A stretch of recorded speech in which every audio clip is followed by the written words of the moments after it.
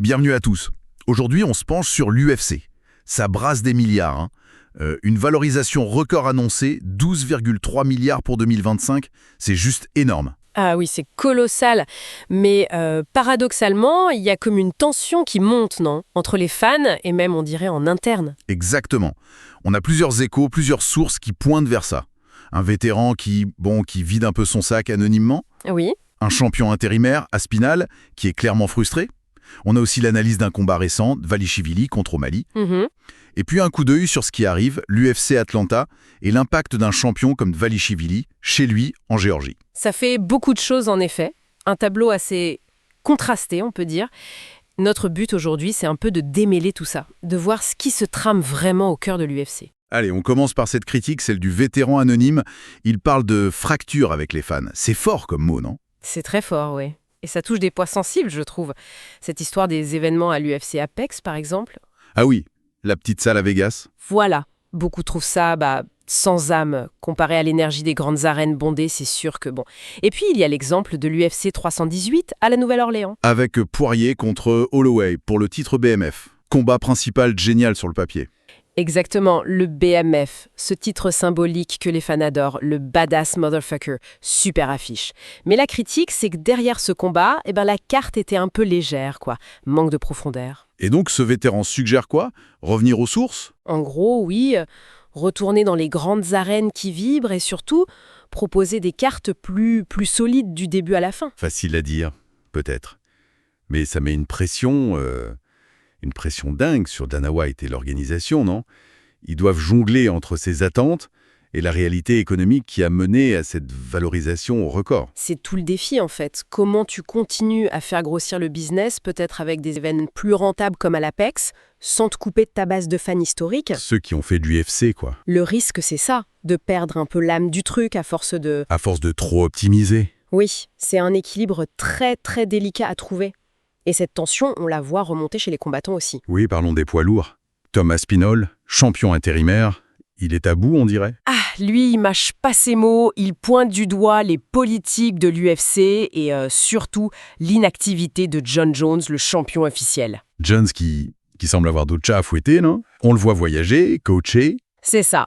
Et pour Aspinall, qui a gagné son titre intérimaire fin 2023 et qui attend toujours son combat pour unifier les ceintures, ça ressemble à une esquive de la part de Jones.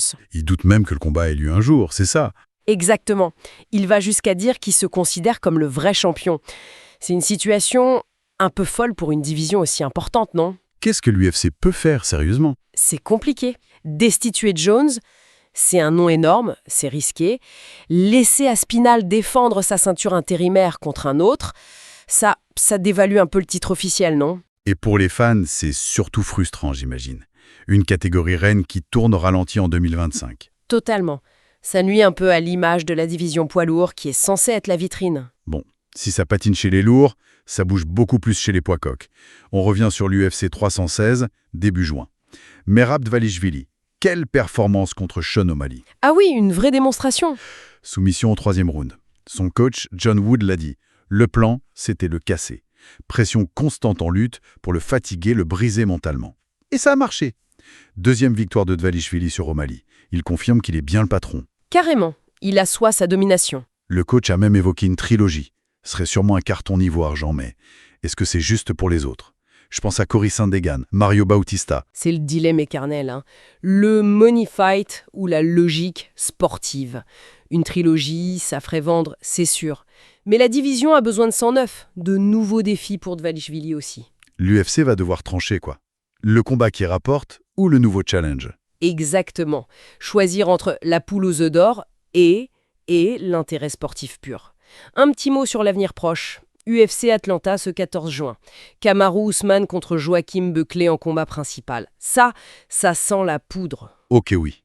Le choc des styles parfait. L'ancien champion, le lutteur d'élite, Usman, qui veut montrer qu'il n'est pas fini. Face à Buckley, le striker hyper spectaculaire qui monte. Voilà. Grosse attente sur les réseaux sociaux pour ce combat.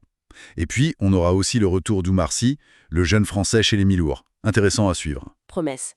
Et pour finir sur une note plus globale, l'impact international. Les images de Dravelishvili de retour en Géorgie. Ah oui, incroyable, hein. Accueilli en héros national. Mais complètement. Une foule immense, une fierté dingue. C'est le premier champion UFC géorgien. Ça montre bien comment l'UFC utilise ses stars internationales pour grandir partout dans le monde. C'est clé dans leur stratégie. Donc si on résume, l'UFC est dans une phase un peu paradoxale.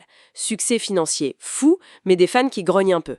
Des divisions qui calent, comme les lourds, et d'autres en pleine ébullition, comme les coqs. Et cette internationalisation qui change la donne. C'est ça. Et ça nous amène à une question pour l'avenir, peut-être. Face à tout ça, les critiques des fans, les glaucages sportifs, l'arrivée de stars d'un peu partout, quelle va être la prochaine grande étape pour l'UFC?